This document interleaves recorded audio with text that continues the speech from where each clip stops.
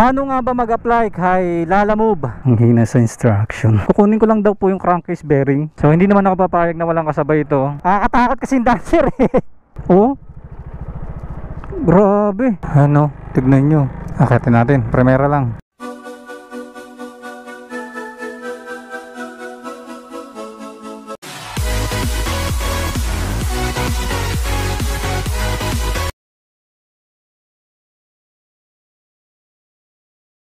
Good day mga Kabiwan Moto and welcome to my vlogs. So for today's video mga Kabiwan Moto, delivery vlogs muna tayo.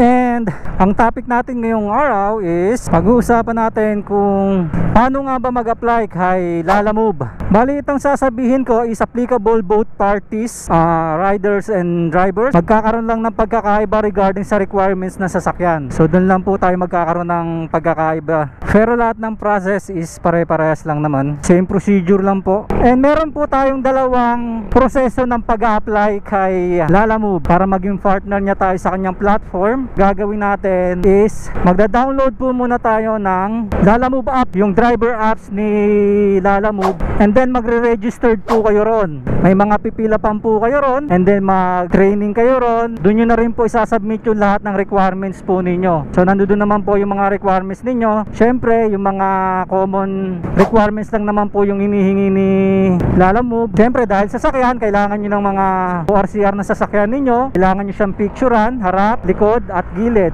Yun po yung mga kailangan natin. And then yung mga valid IDs, kailangan mag-prepare kayo ng valid IDs. And hindi ko sure kung kailangan pa ng NBI, pero meron naman doon makikita, or police clearance. And then after yung pila pa nyo, maghihintay kayo ng verification. And then may training din po doon. Training po kayo doon para ma-verify po kayo. Gaya nga nasabi ko sa inyo kanina mga Kabiwan Moto, is dalawa yung proseso noon. Isang online, isang walk-in. So bakit ba kayo mag-online and bakit ba kayo mag-walk-in? Ang yung pagkakaiba nila. Although parehas naman na magre-registered naman pala, di ba? So yun, balikan ko kayo mga Kabiwan Moto at malapit na tayo dito sa ating drop. Ay, sa ating pick up pala. So nakakuha tayo ng pick up natin mga Kabiwan Moto. Ito yung first booking natin ngayong araw. So malayo siya. Bali 234 simula dito sa Dasmariñas papuntang Alfonso, Cavite. And syempre, as usual, sasabayan natin to. Hindi pwedeng hindi, di ba? Sayang yung takbo natin. Ayan, medyo makulimlim mga Kabiwan Moto. Parang uulan. Saan dito yung customer? Kanina ko pa chinachat yung customer, hindi nagre-reply. Hello sir, nandito na po ako sa PIN, sa Lalamove po. Diyan na lang sa may tindahan, yung brown na gate. Yung brown na gate po?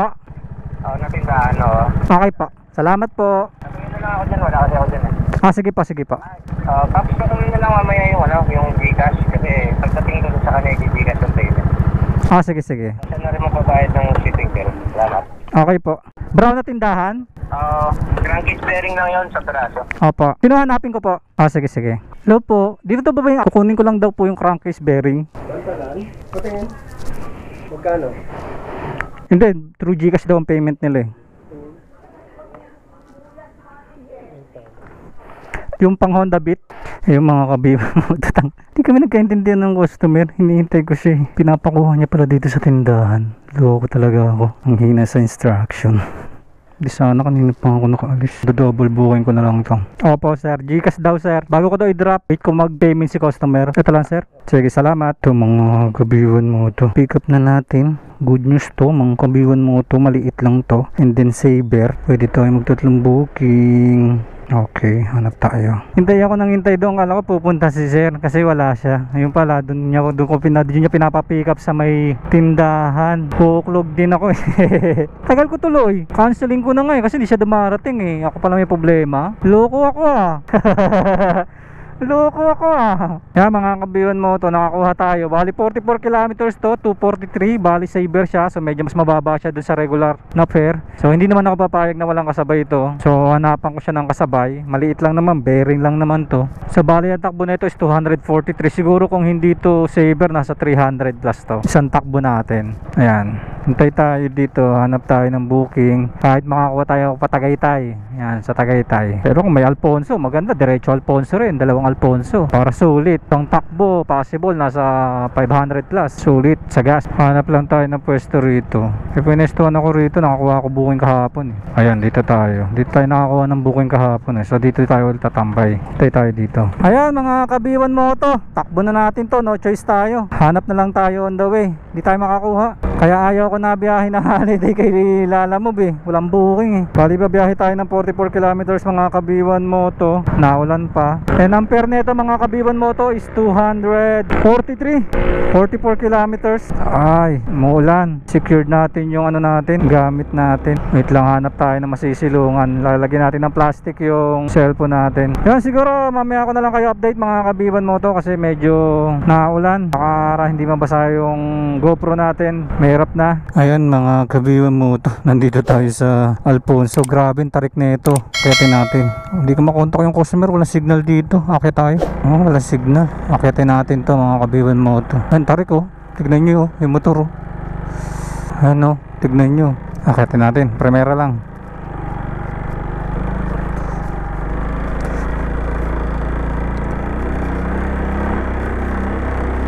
Tarik.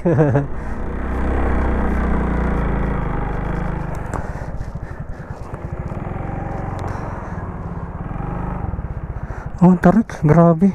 Wala signal. Grabe itong deliver ko na to. Tarik. Grabe titindi nito mga to.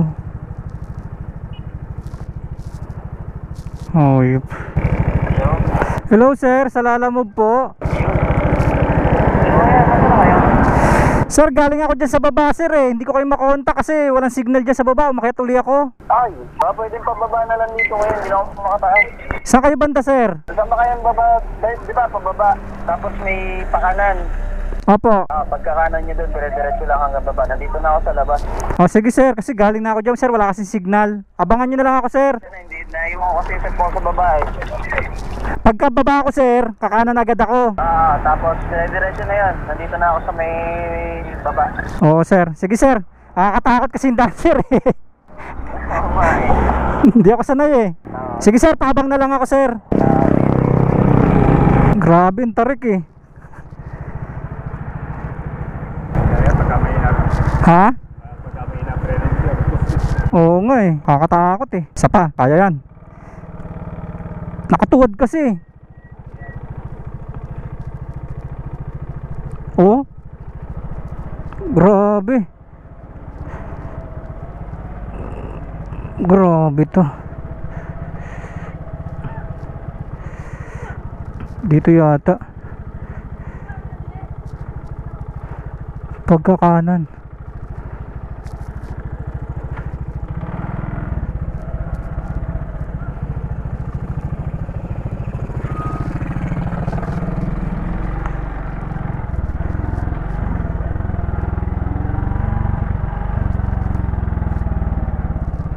Ito ba yun? Dito ba yung daan?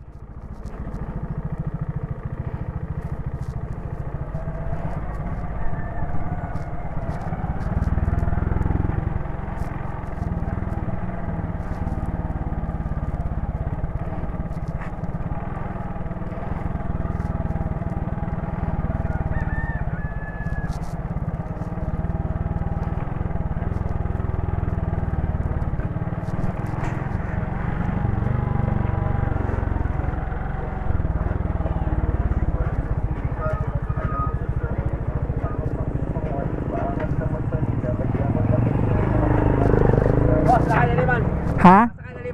Okay, salamat.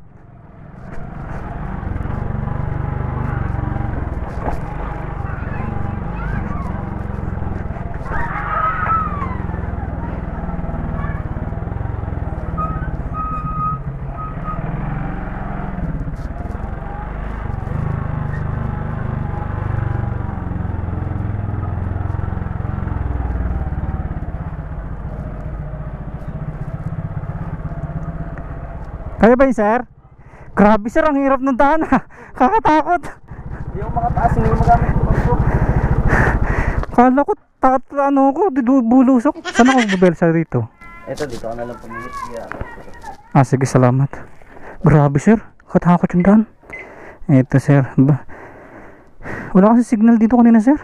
Pero dito ako na rin galing. Nandun ako sa kabila. Ay, di sana doon na lang.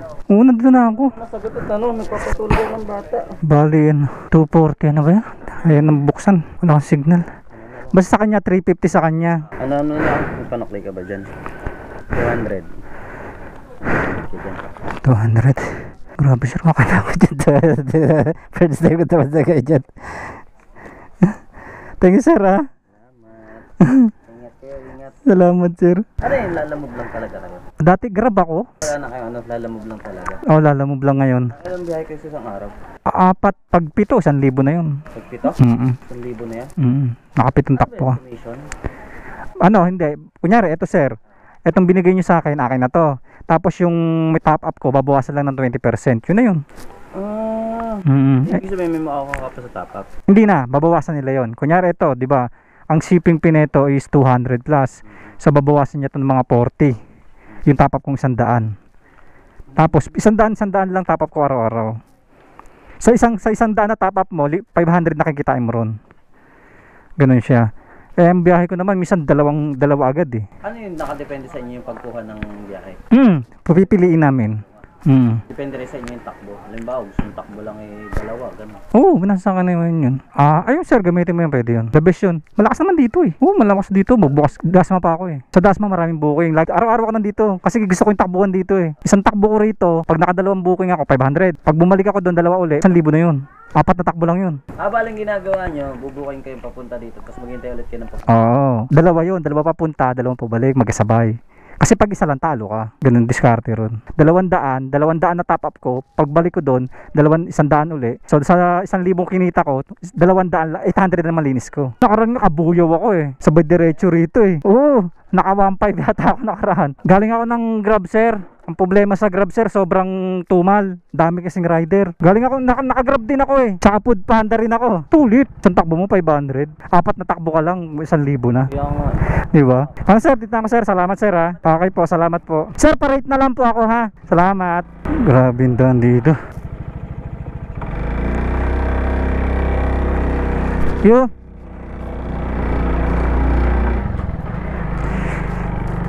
Mga kabiyon mo to. 243 lang yung fare, pero ginawa ni sir na 300. Oy.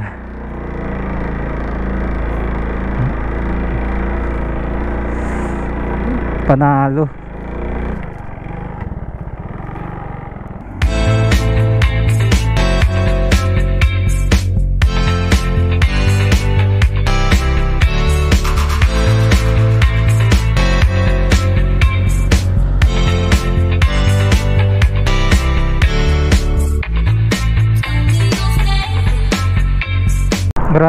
Grabe mga kabiwan moto, napakalamig dito sa Tagaytay. Bali yun nga mga kabiwan moto. So dalawa yung way ng pag-apply kay Lalamove. Isang walk-in tsaka isa online. So pares naman kayo magre-register doon. Same lang din naman ang requirements. Depende lang sa sasakyan na gagamitin ninyo kung papasok kayo kay Lalamove. Ang disadvantage kasi mga kabiwan moto ng offline, once na nakapag-registered kayo, na-complete nyo na yung training, yung verification on is maabot minsan na ng 2 to 3 days, minsan 1 week. Hindi katulad pagka nag-walk-in kayo, pupunta kayo mismo dun sa office ni Lalamove. Meron dito sa Makati, tsaka meron dito sa PITX. On the spot, within that day din, pwede na kayong bumiyahe. Pag uwi ninyo, pwede na kayong makabiyahe. Magtatap up lang kayo ron, and mabe-verify na po agad nila yung account ninyo doon. Yun lang po yung advantage. Pero syempre, kailangan nyo pa rin mag-register doon sa Lalamove app. Ang maganda niyan, habang on the way kayo, o habang naghihintay kayo ron, mag-registered na kayo. Para pagdating nyo, pagpila nyo doon, i-aasikasuhin na lang nila kayo, be-verify nila agad. Yun po yung kagandahan ng mag-walk-in kayo, and ayun yung advantage niya. Kung di naman kayo busy, mas maganda pumunta na lang kayo. Pero kung ayaw nyo pumunta dun sa office nila, pwede naman kayo maghintay na lang hanggang ma-verify yung account ninyo. Kaya nasa sa inyo po yun mga kabiwan moto, kung saan nyo gusto, kung ano yung preferred nyo, kung ano yung maalwan sa inyo. Pero kung gusto nyo agad ng instant activation, mas maganda mag-walk-in na lang kayo. Kasi on the spot yun eh. On the spot na registration o verification na agad yun. Tapos yung mga requirements nyo, mga kabiwan mo to, pipicturean nyo lang naman siya, and then i-upload nyo na lang yun dun sa pag nag-registered kayo kay Lalamove. Pero syempre pagka pupunta kayo, pag mag-walking kayo, try nyo na rin dalhin yung original na requirements ninyo, para if in case na hanapin sa inyo, may mapipresent kayo. And then magta-top up kayo.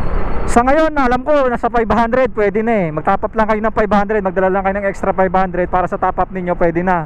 Dati kasi, ang top up namin, nung nag-apply ako, 2019, nasa 2,000 kasi yung top up namin. Pero ngayon, ang pagkakaalam ko, nasa 500 na lang daw. Lalaan kayo ng cash ban ninyo, 500, and then additional top up pala. So, kaya nga, para ma-activate yung account ninyo, kailangan nyo ng cash ban. And then, para makabiyahe kayo, kailangan nyo ng top up. So, nasa sa inyo na yun, kung magkano yung top up na lalagay ninyo. Pwede naman 100, yun naman yung minimum para lang matry ninyo. Tapos dun sa mga rider naman, kaya nyong mag-provide ng 1.5 para bumili na kayo ng bag ninyo, para isang lakad na lang. Mag-additional kayo ng 1.5 para magkaroon kayo ng bag. And may advantage kasi yung pagkakaroon ng bag kay Lalamove bilang rider. So next time, yun ang i-discuss natin. Kung gusto niyo, comment lang kayo kung gusto niyo discuss natin yung pagkakaiba no Lalamove rider na may bag tsaka yung Lalamove rider na walang bag. Ano ba yung benefits nun? And ano ba yung advantage and disadvantages nun? Bali yun mga kabiwan mo to, yung ganun ang proseso nung pag-a-apply kay Lalamove. Either 4 wheels man yan, 2 wheels, same lang ng process. Kung may mga nakalimutan ako, pwede naman kayo mag-comment yung mga hindi ko nasabi, para alam din ng viewers natin yung mga iba pang proseso na hindi ko nabanggit. Sana nagustuhan niyo at kahit papano sana may natutunan kayo. And kung gusto niyo yung mga ganitong klaseng vlog regarding sa delivery o travel, please consider to like, share, comment, and subscribe. Pakihit na rin po yung notification bell para updated kayo every time mag-upload tayo ng video. Traffic din pala dito. I guess hanggang dito na lang mga Kabiwan Moto. Always remember, pray before you ride. Ride safe. God bless. B1 Moto out. Bye bye.